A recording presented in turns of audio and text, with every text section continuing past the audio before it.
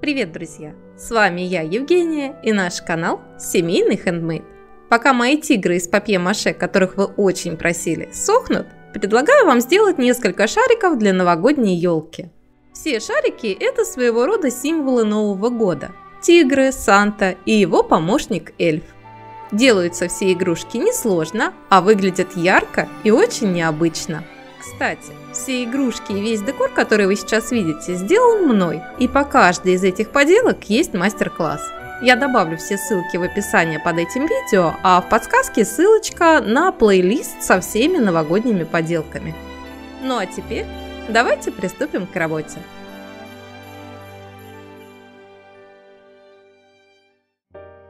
Для первого варианта нам понадобятся старые ненужные елочные шары. У меня они пластиковые, но при желании можно взять и стеклянные, у которых, например, стерся рисунок, и на елку их уже вешать не хочется. Размер шариков выбирайте на свое усмотрение. У меня они диаметром 6 см. Главное, шарики должны быть максимально гладкими, без сильно выступающего рельефного рисунка. У шариков снимаем крепления и надеваем их на деревянные палочки. Так будет удобнее с ними работать. Шарики обезжириваем, например, жидкостью для снятия лака или спиртом, и грунтуем. Если вы тоже взяли пластиковые шары, то проверьте, чтобы их швы были без зазубрин. Если же они все-таки есть, сточите их пилочкой для ногтей. Тогда шарики получатся идеально ровными. Я загрунтовала шарики спонжем в 2 слоя с промежуточной просушкой. Теперь переходим к росписи. Раскрашиваю я, как и всегда, акриловыми красками. Причем в работе я использую и художественные краски, и акрил для строительных работ. То есть краски подходят и те, и другие. Для рыжих тигров я смешала оранжевую краску с желтой в пропорции примерно 1 к 1.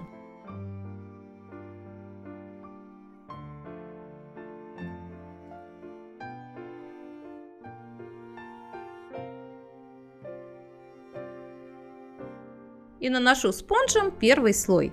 Первый слой делаем плотным, остальные слои наносим так, чтобы предыдущие частично оставались видными. Каждый новый слой наносим только после того, как предыдущий полностью высохнет.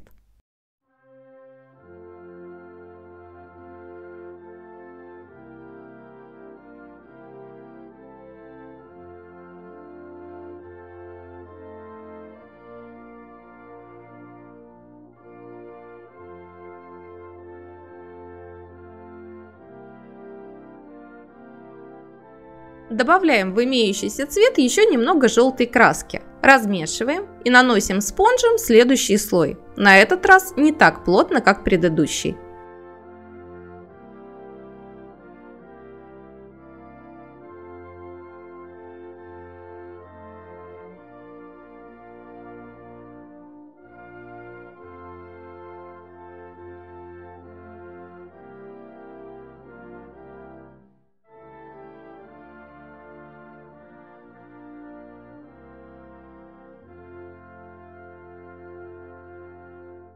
Теперь разбавляем имеющийся желто-оранжевый цвет белой краской с капелькой серой. Это сделает цвет немного приглушенным. И проходимся по шарику так, чтобы предыдущие слои также оставались видными.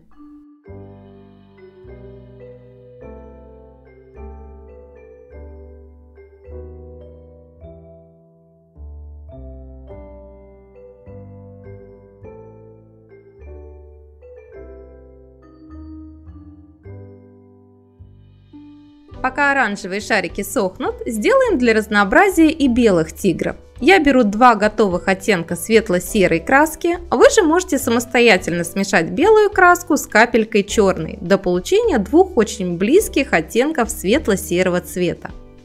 Здесь мы будем работать немного по-другому. Спонжем набираем то один оттенок, то второй и наносим их на шарик в хаотичном порядке. Таким образом делаем первый слой, сушим его и точно так же наносим второй слой.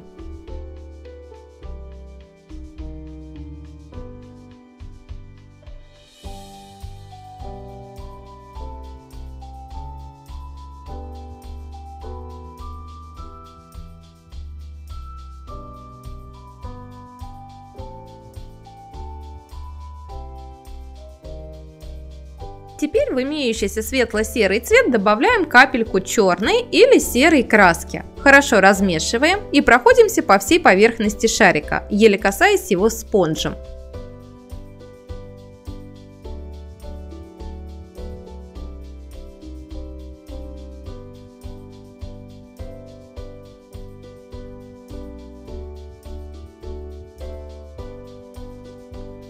И прежде чем переходить к дальнейшей росписи, сделаем набросок рисунка простым карандашом. Я буду ориентироваться на шов, который проходит по центру шарика. Рисуем горизонтальные полоски, причем совершенно не нужно пытаться нарисовать их ровными. Наоборот, пусть они будут где-то идти волной, где-то будут потолще, где-то поуже. Мы имитируем тигровый раскрас. И, конечно, лучше всего посмотреть фото тигров в интернете. Так вам будет понятнее, какие полоски рисовать.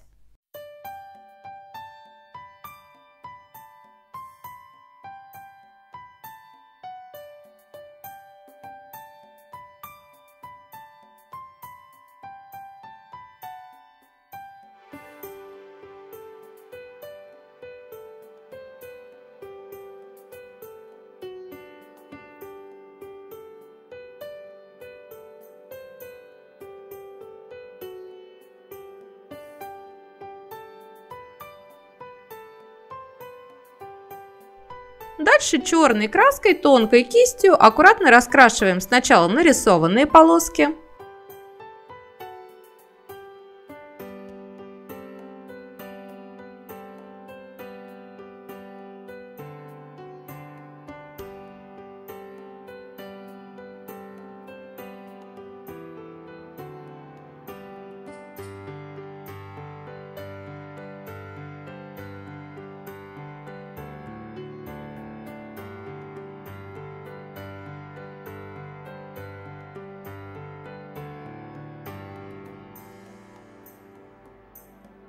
А потом добавляем в пустых местах полоски потоньше и поменьше. Они могут быть короткие, длинные, закругленные, раздвоенные. В общем, рисуем, особо не задумываясь над формой.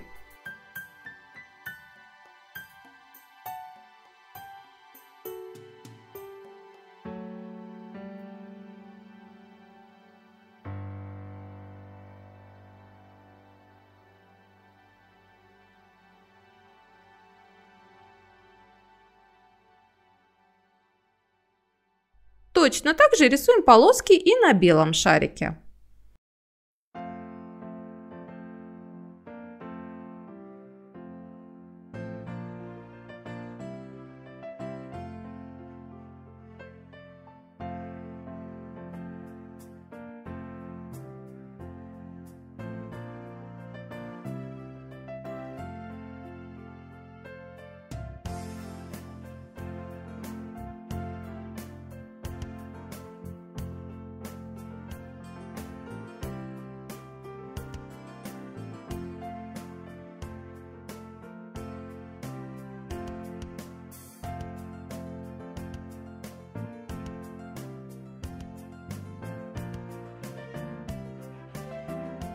После высыхания полосок при необходимости стираем оставшиеся следы от карандаша ластиком.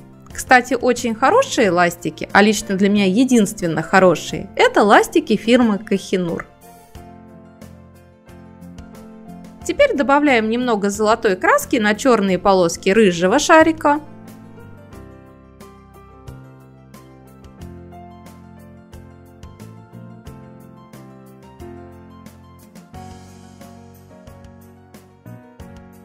И серебряный на полоски белого шарика.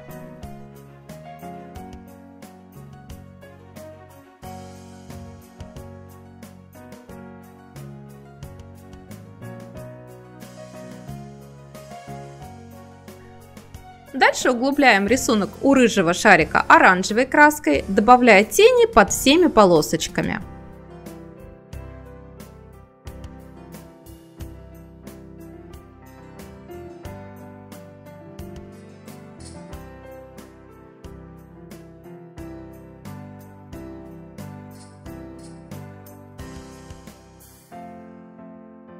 А у белого шарика делаем все то же самое, но серой краской.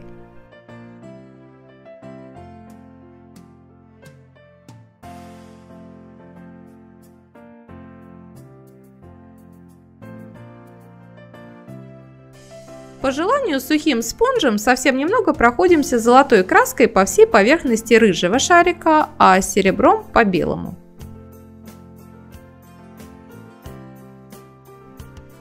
Осталось покрыть шарики 2-3 слоями акрилового лака. Я наношу глянцевый лак, чтобы появился блеск и шарики стали бы похожими на стеклянные. Но если вам блеск не нужен, можете покрыть их матовым акриловым лаком.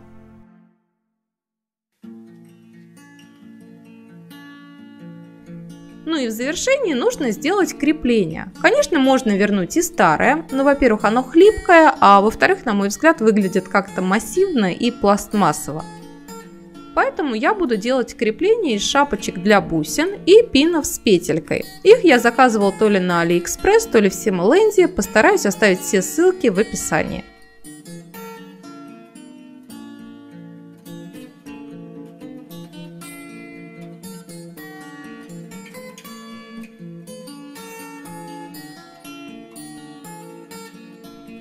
Наши шарики готовы, и их можно повесить на елку. Смотрятся они очень необычно, но при этом ярко и в то же время лаконично.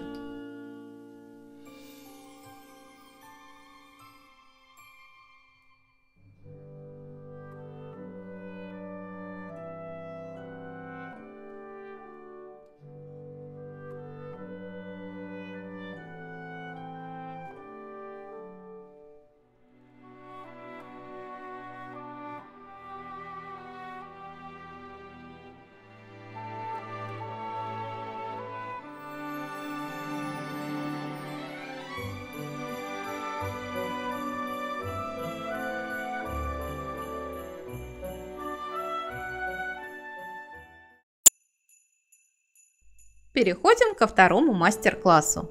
Теперь нам понадобятся пенопластовые шарики. У меня они опять диаметром 6 см. Пайетки красного, зеленого, черного и золотого цвета. И иглы для закалывания. У меня ушло примерно 1,5 пачки. Шарик у меня немного мятый, но это не страшно. Находим у него центральный шов и вдоль него рисуем ремень с пряжкой. В общем-то, это самая сложная часть работы. А дальше начинается достаточно монотонный процесс сборки.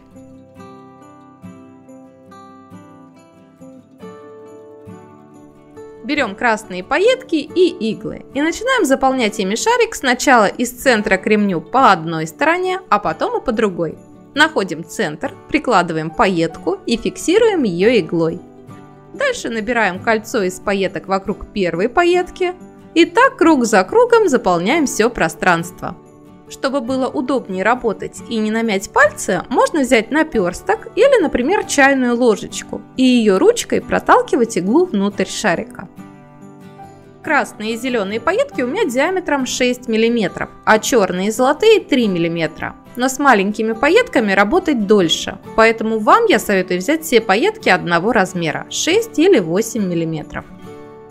Еще хочу предупредить вас, что не все пайетки одинакового качества. Мне попались просто отвратительные. Краска при работе очень сильно стерлась, и в дальнейшем мне пришлось шарики подкрашивать.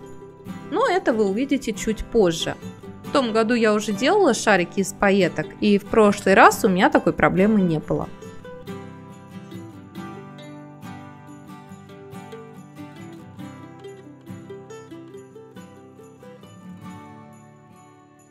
После того, как все красные пайетки будут зафиксированы, переходим к ремню и заполняем его черными пайетками.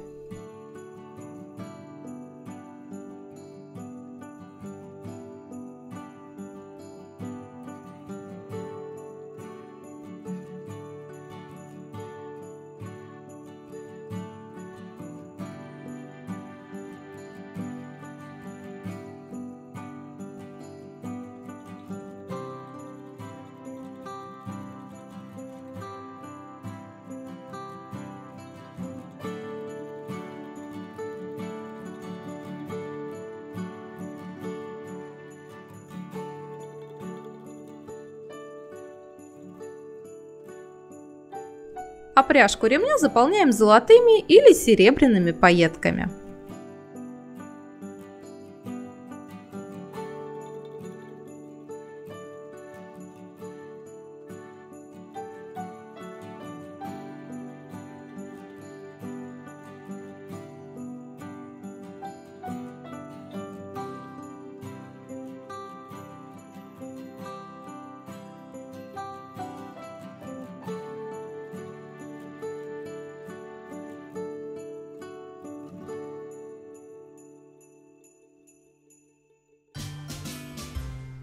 Первый шарик у меня изображает Санту, а второй его помощника эльфа. Поэтому второй шарик я заполняю зелеными пайетками, а ремень и пряжку делаю такими же, как у первого шарика.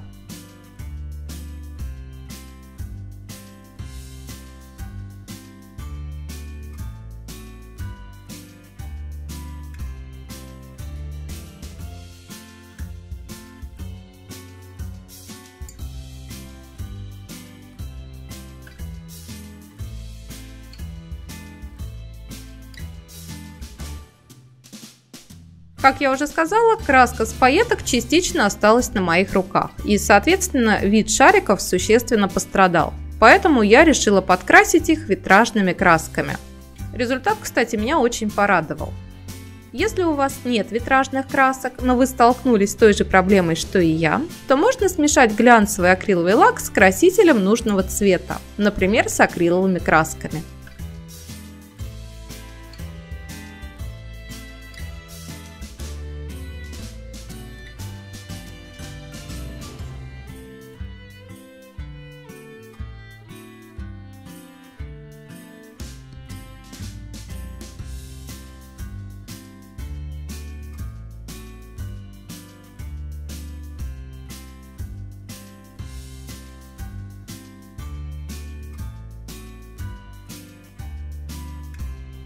После полной просушки витражных красок я подкрасила шляпки игл в черный цвет на ремне и в золотой на пряжке.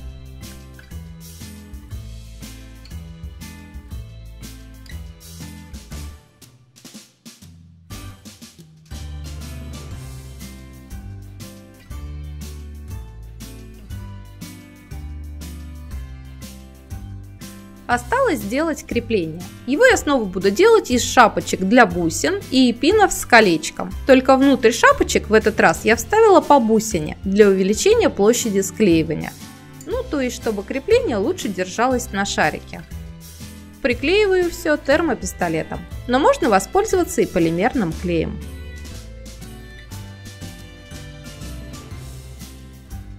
Шарики готовы, и их тоже можно повесить на елку. Ну что ж, надеюсь, этот мастер-класс вам понравился, и вы нашли для себя что-то новое, полезное и интересное. И если это так, не забывайте ставить лайки, писать комментарии и делиться этим видео с друзьями. Ну а на этом у меня на сегодня все. Я желаю вам всем отличного настроения и творческих идей. До скорой встречи. Пока-пока.